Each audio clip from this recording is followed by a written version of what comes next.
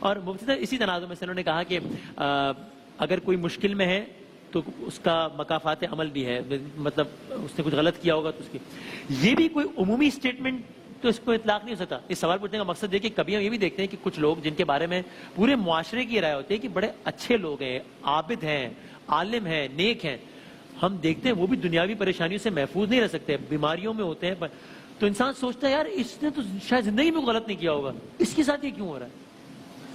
دیکھیں، ایک بنیادی اصول تو یہ ہے کہ اگر کوئی نیک ہے، پرہیزگار، متقی، گناہوں سے بچتا ہے، جی جی، اب اس کی طرف کوئی چیز ایسی مصیبت آتی ہے تو اسے اللہ کی آزمائش قرار دیا جائے۔ ٹھیک، اگر کوئی فاسق و فاجر اور گناہگار ایسا ہے، اس کی طرف متوجہ ہوتی ہے تو یہ کہہ سکتے ہیں کہ آئیے آپ کے اعمال کا نتیجہ ہے جو آپ تک پہنچ رہا ہے۔ اچھا، لیکن وہی بات ہے کہ اسے کنفرم 100% شیورٹی کے ساتھ نہیں کہہ سکتے، کیونکہ یہ امور غیبیہ سے تعلق رکھتا ہے، یہ چیز کنیکشن میں لانا۔ بالکل صحیح۔ تو یہ تو اللہ ہی بتا سکتا ہے یا اس کے بتائے سے وحی سے اس کے رسول بتا سکتے ہیں۔ اس میں یقینی طور پہ تصرفات کرنے کی کوشش یہ اصل میں اللہ تعالیٰ کے احکام میں یا امور غیبیہ میں یا معاذ اللہ کار نبوت کے اندر دست درازی کے برابر ہو سکتا ہے، اس لیے اس میں اجتناب کرنا چاہیے۔ صحیح ہے، صحیح ہے۔ باقی مکافات عمل کا جو آپ نے ارشاد فرمایا، اس میں ایک تو یہ ہے کہ گناہ اس نے کیا، سزا اس کو ملے، یہ کبھی نہیں ہو سکتا۔ اچھا، کیونکہ تو ظلم ہے نا، اور اللہ تعالیٰ ظلم سے پاک و صاف۔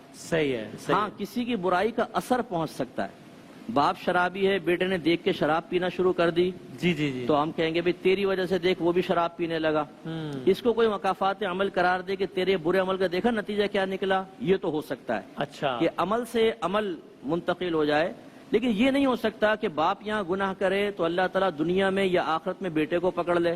کوئی جان کسی جان کا بوجھ نہیں اٹھائے گی، قرآن پاک نے واضح طور پہ فرما دیا ہے۔ صحیح ہے۔ تو لہٰذا یہ نہیں کہنا چاہیے کہ اگر بیٹی کو طلاق ہو گئی مثال کے طور پر، جی جی جی، تو اب اس کی ماں کو ہرٹ کرنا کہ تم نے اپنی بہو کے ساتھ برا کیا نا، دیکھو تمہاری بیٹی کو طلاق ہو گئی۔ کہتے ہیں لوگ بیٹی کو کیا، بیٹی کا کیا قصور ہے اگر ماں نے کیا ہے تو؟ ایسا نہیں ہو سکتا کہ اللہ تعالیٰ اس کو اس کی سزا دے، یہ نہیں ہوگا۔ یہ الگ ایک معاملہ ہے، ان کا کنیکشن ملانا بالکل غلط ہوتا ہے۔ ٹھیک ہے، کیسے کہہ سکتے ہیں آپ اللہ کو ظالم کہہ رہے ہیں آپ؟ وہ بچی نے تو کوئی قصور ہی نہیں کیا، اور بغیر قصور کے کسی کو سزا دینا، اس کو شرعی لحاظ سے کیا کہیں گے، عرفی لحاظ سے عقلاً کیا کہیں گے؟ ظلم ہے، اور اللہ ظلم سے پاک و صاف۔